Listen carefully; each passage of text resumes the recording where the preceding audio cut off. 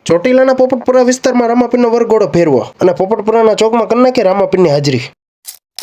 તો જય માતાજી અને જય રામાપીર. સવારમાં હું ભાઈ કાકા બે કાપવા માટે ડુંગળી અને ચિરાગ કાકા, અશોક કાકા અને કુકાભાઈ તઈને કાપતા હતા મરચા. બધું કટિંગ થઈ ગયું ભાઈ. ચિરાગ કાકા, ગોપી દાદા હલાવતા હતા કઢી. સવારના 6:30 વાગી ગયા હતા એટલે બધા મંદિરે થઈ ગયા હતા હાજર. અમુક લોકો તો મંદિરે હુઈ ગયા હતા. તો પહેલા તો બધા રામાપીરના દર્શન કરી લેજો, કોઈ બાકી રહેતું નહીં. અને રાતે જે મંદિર સંઘેર્યું હતું એ કઈક આવું હતું, જોઈ લ્યો. સવારમાં 9 વાગ્યા ગયા મંદિરે, ભેગા થઈ ગયા જયકુ અને કમલેશ કાકા. સવારના 9 વાગી ગયા, રામાપીરનો નેજો ચડાવી દીધો અને જય રામાપીર કોમેન્ટમાં લખવાનું ભૂલતા નહીં. થોડીક વાર થતા ભોલું કાકા આવી ગયા હતા ઘોડિયું લઈને. મંડળના ભુવને રામાપીરના વાઘા પહેરાવ્યા અને કરી નાખ્યા તૈયાર. પછી ડીજે આવી ગયો અને કરી નાખ્યો વરઘોડો ચાલુ.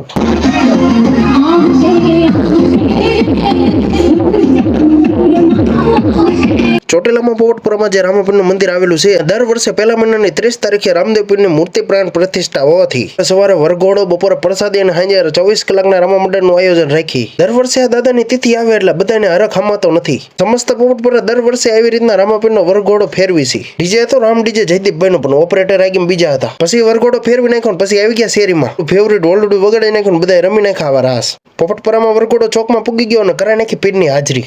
પછી તો મંદિરે આવીને હોલડું રમી નાખ્યું. પછી ટાઉનમાં વયા ગયા એટલે રમેશ મામા કાઢતા હતા ત્રાસમાં ખીચડી. કેમેરામેન ફોનમાં વ્યસ્ત હતા કારણ કે લાઈવ કરવાનું હતું. સાંજે આપણને ભેગા થઈ ગયા તુષાર. સાંજે રામા મંડળ ચાલુ કરવાનું હતું એટલે રાજુભાઈની કરતા હતા એમની તૈયારી. હા, પણ તમે કોઈ ફોલો કરવાનું ભૂલતા નહીં પછી મને.